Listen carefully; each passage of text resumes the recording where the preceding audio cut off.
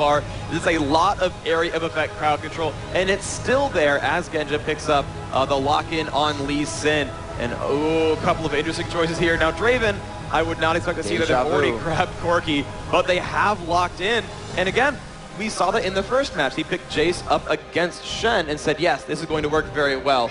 And it's great because Jace can actually break that channel on Shen's ultimate. That Stand United, that Shen ultimate, so incredibly powerful. One of the main reasons that teams pick him is it's a global range ultimate that puts a shield on a teammate. He channels for 3 seconds, and then he appears at his teammate's side, making a 2v2 into a 3 versus 2. And that is exceptionally powerful. However, being a channeled ability, Jace can stun him, can knock him back, and it's going to break that channel, prevent him from teleporting, and you keep that advantage. You know, if you're going to jump in on that fight, you let Jace stop that channel. It's a really good pick. So this is going to be the first time M5 BenQ has not banned out Nocturne, and it gets picked immediately by Fnatic. Also, when Curse played against Jace, when he was on SOAS, they had to ban him the second game. So we'll see how this goes for them as well. As I said, Moscow 5 BenQ picking up that Lee Sin jungler, very aggressive, and we'll have to see if they switch up the aggression to top lane and focus SOAS so they don't have that Shen Jace counter. Yeah, well, we'll see what happens here. They're getting their last 2 picks underway. We know what the jungler is. We know what the top lane is. They're considering their mage and their attack damage carry right now. The Ashe pick is going to be great. We've seen Genja do amazingly as Ashe. Also considering Ezreal, who's been an exceptionally popular champion this tournament. Not quite 100%, but he's been in so many of these games, and they are going to lock in with Ezreal and Ryze, giving them a team with a lot of mobility, a lot of crowd control, and a fair amount of long-range damage as well. I believe from what I have seen, this is the first time we'll be seeing Ryze picked throughout the tournament. I don't remember seeing him in too many games yesterday. And yes, it is. And we may have an Anivia coming out here as they do not have their AP middle.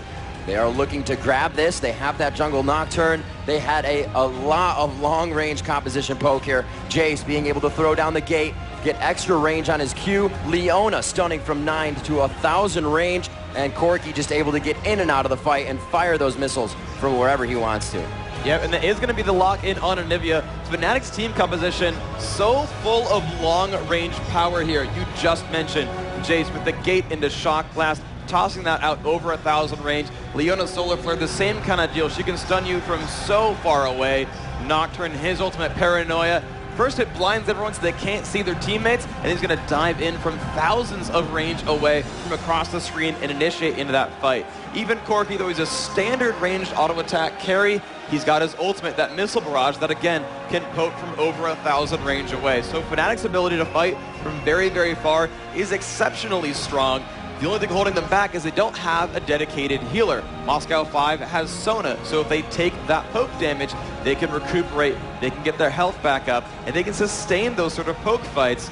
And that might be all it takes for Moscow 5 not to have a really rough mid-game. But it just depends. If they can catch Sona because of that Leona ultimate, because of Nocturne and Anivia, that might be all it takes for Fnatic to start plowing over Moscow 5's composition. And as we tick it down, we are going to throw it on to Rachel on the main stage to get this match started.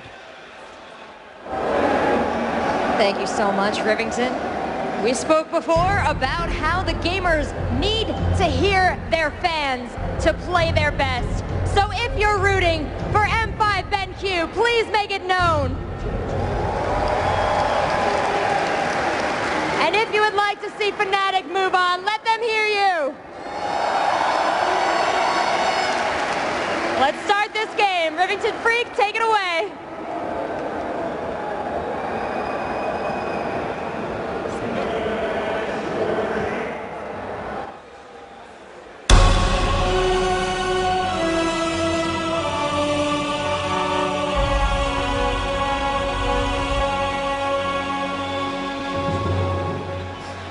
And as we now begin day 3 of your Gamescom Season 2 League of Legends European Regional Competition, Moscow 5 BenQ on the screen. Ladies and gentlemen, as they enter this best of 3 to move on into the finals and grab themselves a spot, do you want to see Moscow 5 take game 1?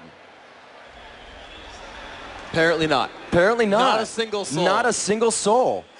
All right, well I got the easy one because they were louder last time. If you want to see Fnatic head up 1-0 in this best of 3, let me hear you cheer for Fnatic in the audience. All right. Either sleeping or no love for Moscow 5. Or maybe I'm just a better hype man, Riv. That's not true. So look, we got a little bit of a shadow hide here. They are going to start moving into Tri-Bush. Fnatic, very poised for aggression. Knowing they have a chance out of the lower bracket, we may see a little bit of more aggressive play here. But Genja cannot see them on the outside. He may be able to see it now. They throw the Flash Frost in, and they are able to capitalize. The Flash out, rather, as Genja has taken, I believe, Mystic Shot. He did not leave himself for the ability to grab there, so he did not choose that Arcane Shift. Forced to flash out. Now, bottom lane Freak could have some straight aggression from the beginning, knowing that Flash is down from the jungler. Oh, absolutely. Now, Genja did run Summoner Heal as an opening summoner, and so did Lamia, so he doesn't have that Ignite to go for the burst damage, but certainly speaking, Genja on Ezreal is going to be a bit unsafe. But what I really want to point out was some really, really smart play by Fnatic. They knew how far, if Ezreal were in the brush, they knew how far he could see, and they sat at the edge of the fog of war, grouped up, and said, let's lead with a stun. That was nice. And actually a big Wraith steal as well coming out from Shen. So a nice opening here from Moscow 5. Oh, wow. They are still there, just hiding on the side in the bush. Diamond Prox does not know. They're not even going to let him get red buff. First blood possibly coming in. And it is going to be to Lamia. A very nice job, and persistence pays off for Fnatic raid call. Oh, that was nice. The early invade, they put the ward down, and they've got complete control over the Blizzard buff. Lamia going to keep damaging this, so Cyanide can save his smite and use that to probably go back to his own golem buff. But Lamia coming in from the side of the lane means he's going to take some poke here from Genja. And N-rated only level 1 is not a very big threat just yet. Definitely not, and they are more than happy to get in here. That CC, that crowd control coming out of Leona right from the beginning, and having that fear tether, will they be able to go in? The ward's going to let them know to be very cautious, so Cyanide will know, I don't need to spend any more time here. I'll be wasting experience. Back to his jungle. Yeah, and that's fine. He's going to keep up, generally speaking. When you first blood a Lee Sin and deny his first buff, you can see he's just now starting on his own golem buff, and of course, so is Nocturne. So overall, a great advantage where you can see already 600 gold in the lead. A great opening here for Fnatic. Blue buff being grabbed. That'll be up a little bit later, just about a minute off the regular time for their AP carry in mid for Xpeke to get that blue buff.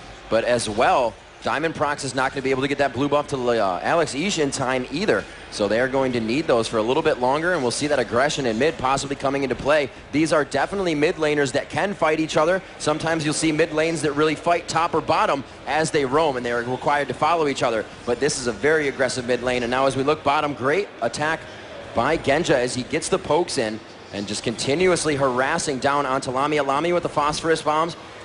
A blast, rather, just trying to get some damage in there. The heal from Sona is going to keep Ezreal healed up a little bit more. N-rated cannot do that for Lamia, so Lamia is going to be forced to pump those potions. He's got to be a little bit more careful about the auto attacks that he takes right now. Yeah, but the one good thing for him, though, is he has 400 free gold from that first blood. Yep. So if he does chug some health potions, it's not going to be the end of the world for him. However, you just see Genja at full health actually chose to use a potion, which I'm a little bit surprised about.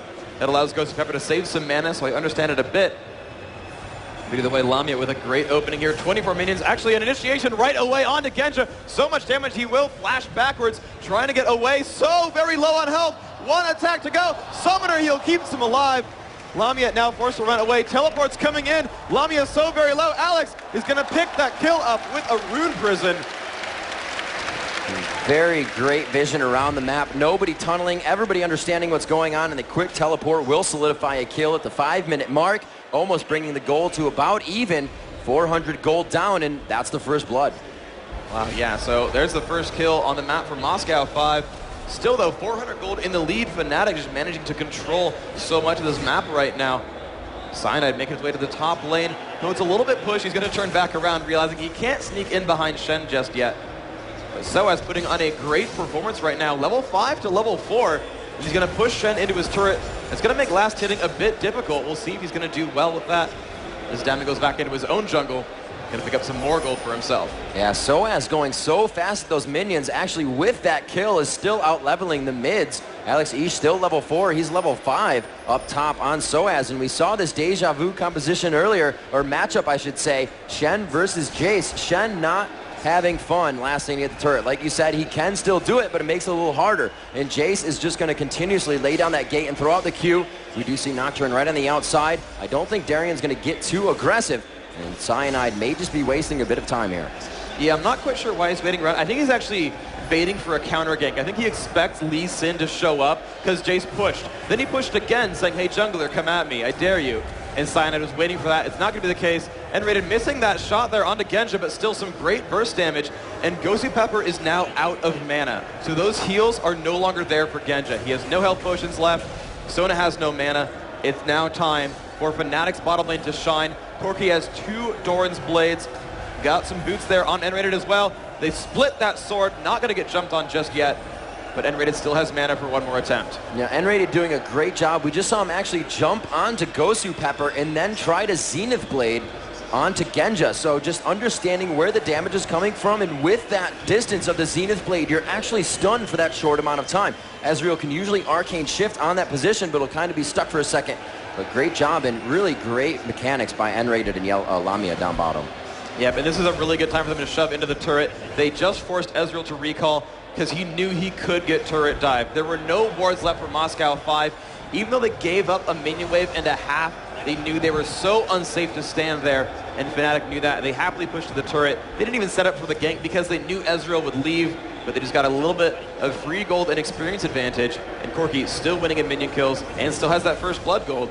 Lamia is going to be a very threatening champion in this game. So it looks like we are going to see Genja picking up that fast phage, wants to get a few more hits down onto Lamia before he gets out of range, also giving the HP he would get from the Doran, so he's still keeping himself safe while giving himself that HP and damage.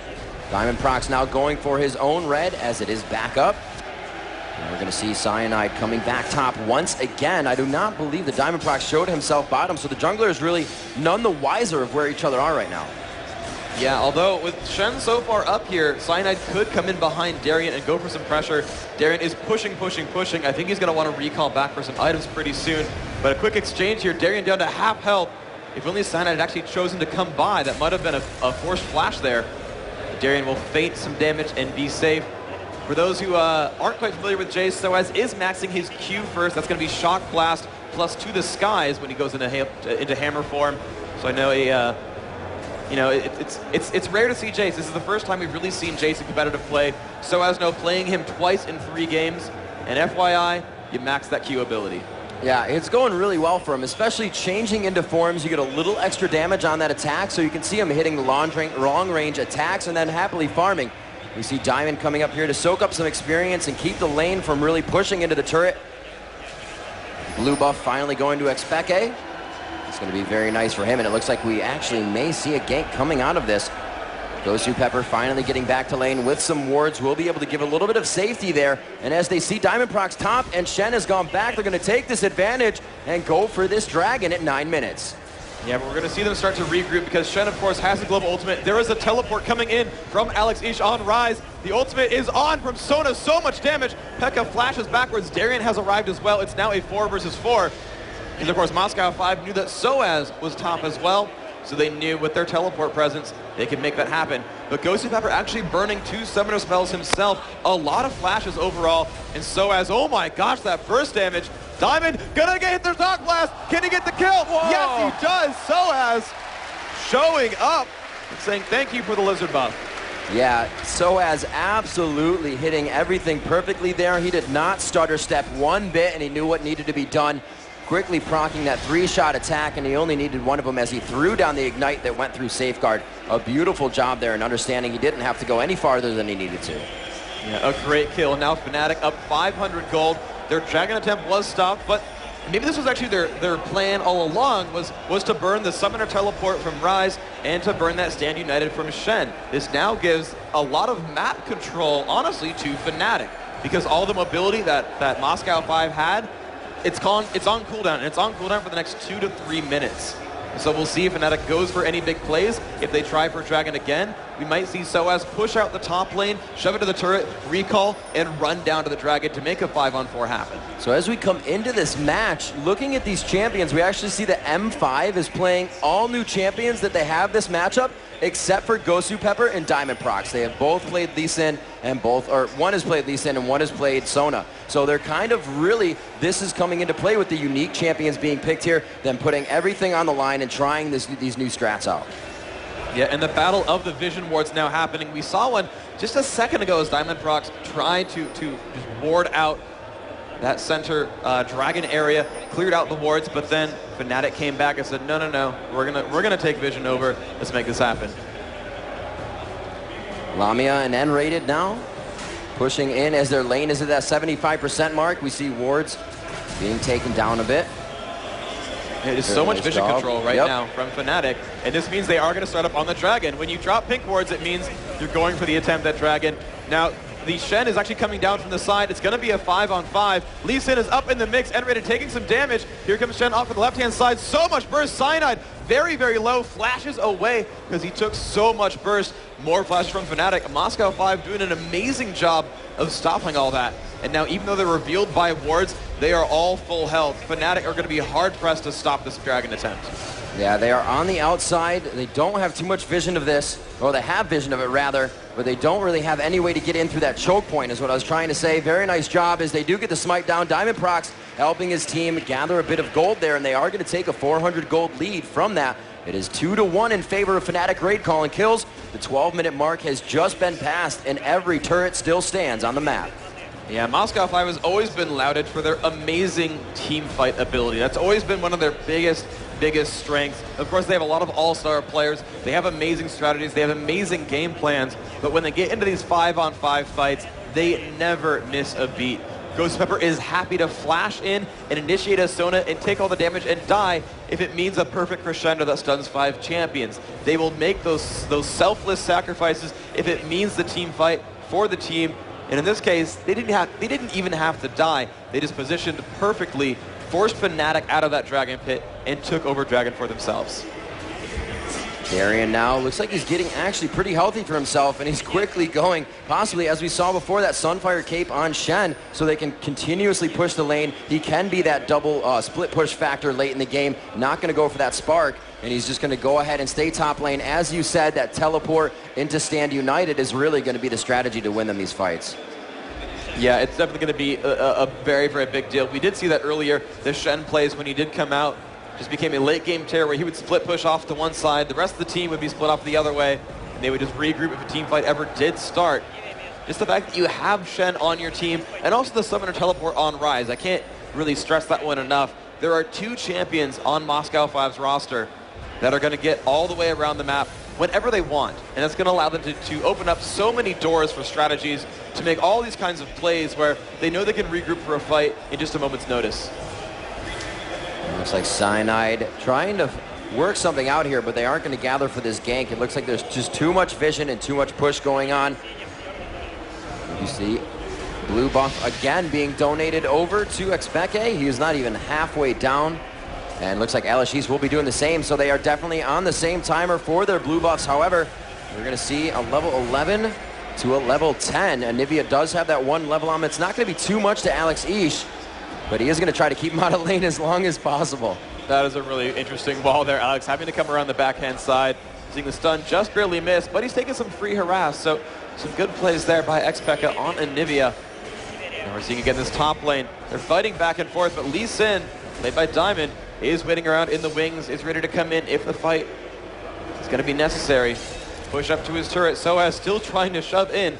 That turret down to about 1/4 health, so Fnatic are liking these turret pushes, and we'll see if they can make that pressure happen. It's going to be a nice bit of gold income if they can make that, and here comes Diamond. He lands it. He's going to get this slow up into Soaz, but Soaz is going to knock him back out and be safe.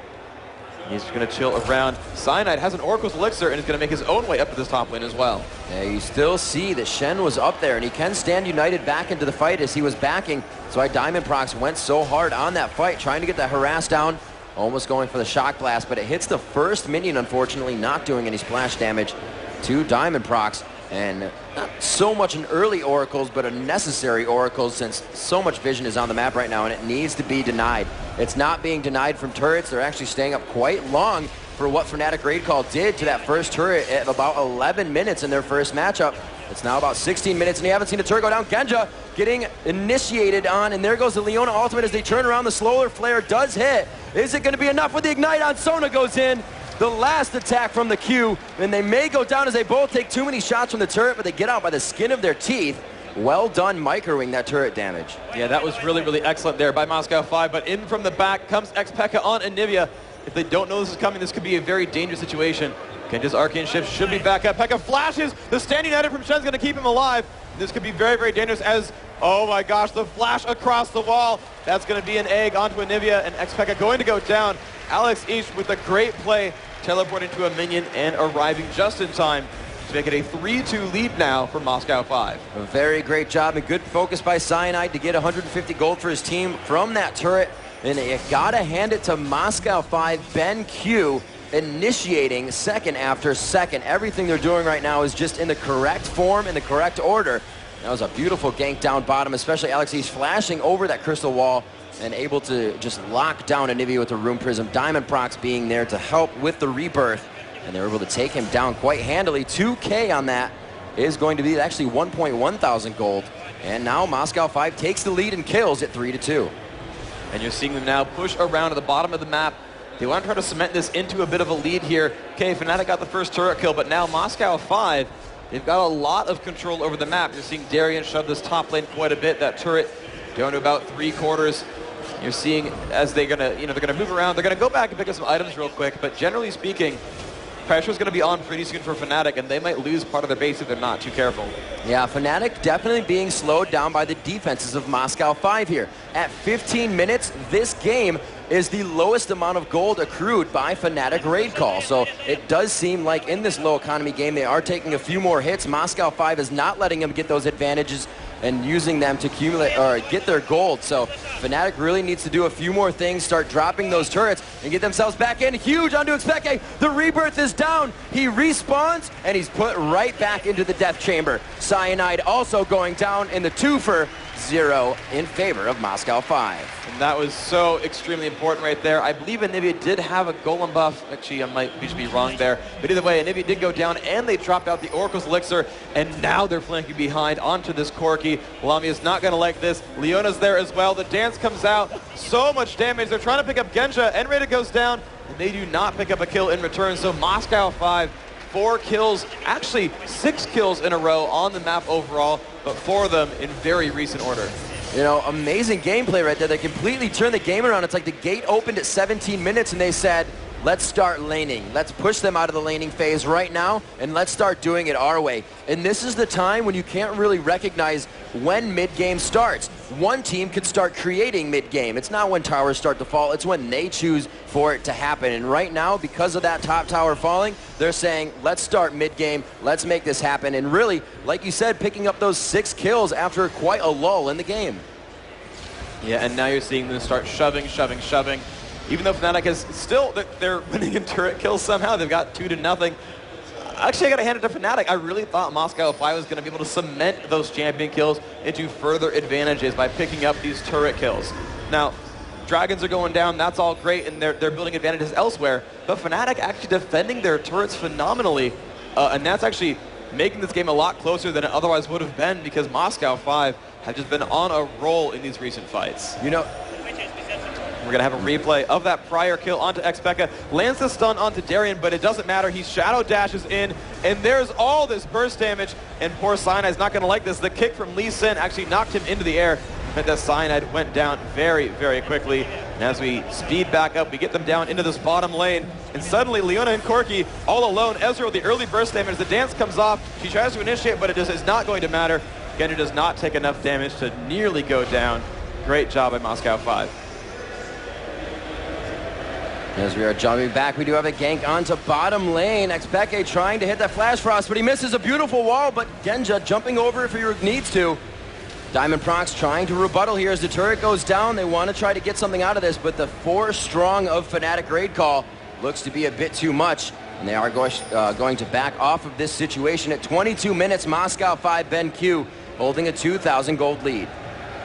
Soaz about to face check in at Darian. So much burst actually from Darian. Soaz dropped the half health right now, trying to fight 1 versus 1. I think Darian's actually winning this right now. Soaz forced the gate away, but the stun, the taunt is there. Darian's still chasing. Can Soaz make his way out of this fight? He's going to try to knock him backwards. Jukes through the brush. Darian's so far away. He's going to flash over the wall though. Soaz, and he lands the taunt. It's going to be a kill picked up. Wow. Excellent job right there. And it's crescendo down bottom, stopping 3 members, but Gosu cannot make it out alive. A nice missile shot by Lamia will be able to pick up that kill for himself with an assist, both on Xpeke and N-rated. Cyanide taking a bit of damage and harass in middle. It looks like they are quickly trying to push down these lanes here as they try to regain control of this map. They try to shut down the Vision on M5 BenQ. Close Flash Frost does not hit Diamond Prox. He takes advantage of that. Stand United coming in. They do have Xpeke once again. Lamia low down bottom on Alex C. She gets one more Q, and he is able to take him out. Xpeke now sitting in Rebirth. I don't think he's going to be able to make it out of this one. He does have blue buff. He may be able to stun one up, but it is not going to be enough in a valiant effort to keep himself alive. Another team double kill for M5 BenQ. Wow, just phenomenal fight presence once more.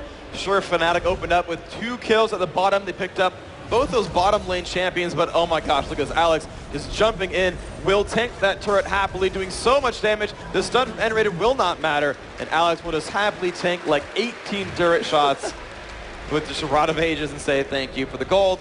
I'm gonna go back. All right, but now let's check out that kill that happened during that duel with Soaz. An amazing opening stun, just blew up Genja. Way too much burst damage for them to get away. And a perfectly aimed solar flare. An amazing wall. Ghost Pepper got the dance off. Really good stopping there. But the slows just too much there. Xpeke really just locking him up. Pings going down as they return in. They're saying we need to get some wards down by Wraiths. We need to make sure we are covered on the entrances to our jungle. That fight from Fnatic Raid Call shows that they can still make an impact. But if they keep getting caught out in the end of the fight like that, Moscow 5, as you said, Freak, weren't capitalizing too much on the turret kills. They're just getting out with low health. So with these kills, yes, they're getting money, but they're not getting position on the map, which may start to affect them in objectives, and it really may start to affect them in the later team fights. Yeah, there's absolutely one big thing here that's a comeback potential for Fnatic, which is when champions get a lot of kills in a row, they start to be worth a lot more gold when you kill them. So Alex Ish, 6-0 on Rise. Right now, an obvious case for MVP for Moscow 5, but if Fnatic can pick him off, he's going to be worth almost 500 or 600 gold. So if they can get that kill, suddenly someone's getting really rich. There's assist gold to be had as well. And Fnatic, if they just all 5 champions die on both sides, Fnatic gets closer, and that might be what they're going for is a nice slugfest where they can pick off these kills, especially on the high priority ones like Rise. And for a good amount of focus that went to top lane, it seems like those guys are just left to duke it out here since about 15 minutes in the game. We do have Soaz and Darian just going head-to-head. As Darian starts to move down, he says, my lane's a bit pushed. I'm going to take the Wolves unless it looks like, no, Alex is like, but I want some Wolves. Those guys are going to trade off a few. It looks like Darian will get all of them as he returns to top lane, and we may start to see some of these turrets going down. Moscow 5 BenQ very, very cautious in their gameplay right now. They have been all over the map, but only aggressing when they know they're going to come out 100% on top. Yeah, Moscow 5's sort of team fight, just clarity is amazing. Yes. Every fight they have chosen, they have won beautifully. Fnatic's last few kills, they opened up amazingly in lane with the 2-1 opener. They got the first blood, got a couple of lane kills, but then the last time that Fnatic did well was by having a great brush sneak where out of nowhere, Anivia got this stun off onto Ezreal and it just opened up a world of pain. But from the 3 versus 5, honestly, Moscow 5 just came back and picked up kills of their own. And so Fnatic, what's been working for them have been these really awesome sneaky plays. The first blood kill, their kills recently, they've been really good at being sneaky and just picking off champions, really being assassins, which I like that. It's a really cool way of playing and it's getting them most of their kills. What Moscow 5 is doing is being this just behemoth train that will not be stopped. They're an unstoppable force when they put themselves together and say, let's go fight. They are choosing really, really, really good fights, and that's how they're getting ahead. So we'll see if it's going to be an information game, because Fnatic's gotten those kills by hiding in the brush, by lurking in the shadows, and that's what Fnatic needs to play up right now. You know, I gotta give credit to Genja. Going against a first blood Lamia in lane has been able to beat him in purchases and in CS. Lamia did not go back for a first buy after that first blood, so you kind of still have the same thing in lane, just a little more experience to your opponent. But he's done a very good job at out-CSing and out-purchasing Lamia. Yeah, and right now we're just seeing Lamia trying to catch up, though. He's got a couple of minions to go for himself. We're seeing 169 minions to 190. They both got the Trinity Force, but Ezreal got a chain vest suddenly out of there. So 7,200 to 7,700. Yep, a 500 gold lead there. And of course, the biggest factor here is going to be that rise. 9,300 gold there for Alex Ish. He is about a quarter of his team's gold. And looks like Anivia now getting quite powerful. Xpeke picking up that needlessly large rod, as well as he has his Chalice and the Rod of Ages to continuously buff him. That Chalice with the blue buff is going to just allow him to throw down his ultimate all the time. You can see him do it right there as he just wave clears.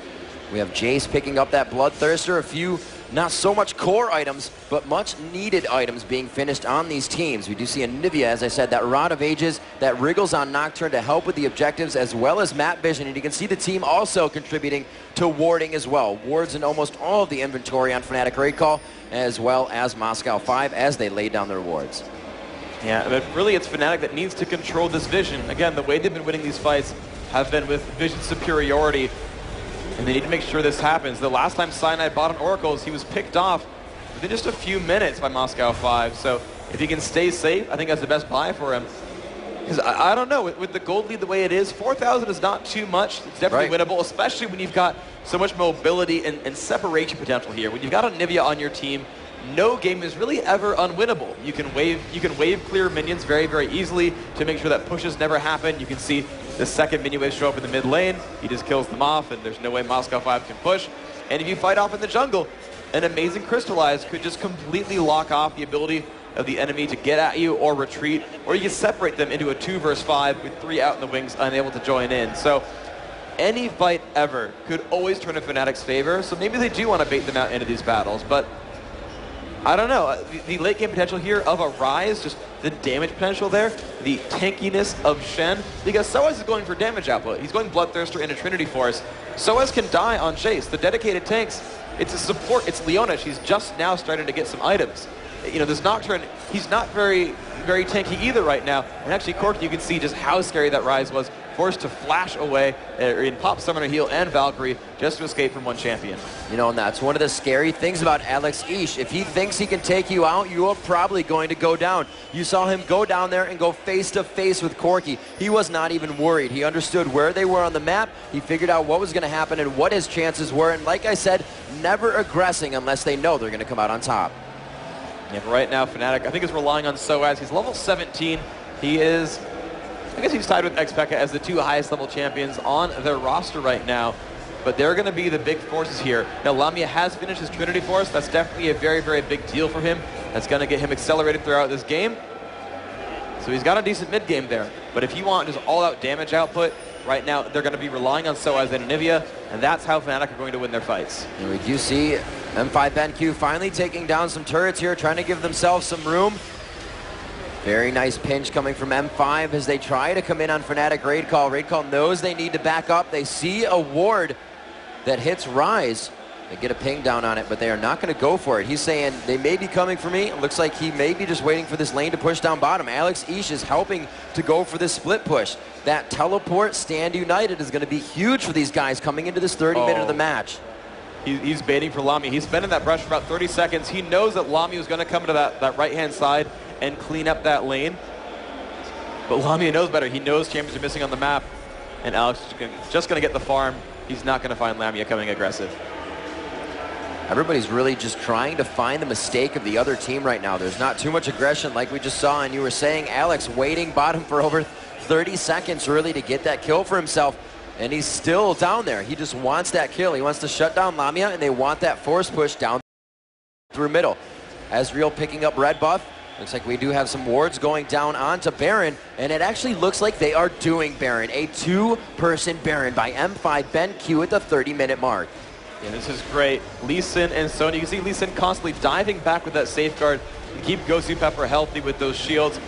Gosu Pepper able to spam out heals and damage, and absolutely Moscow 5 is none the wiser. They do not, or Moscow 5, Fnatic is none the wiser. They have no wards. You can see so much darkness around right there, and Diamond is staying full health. Look at that.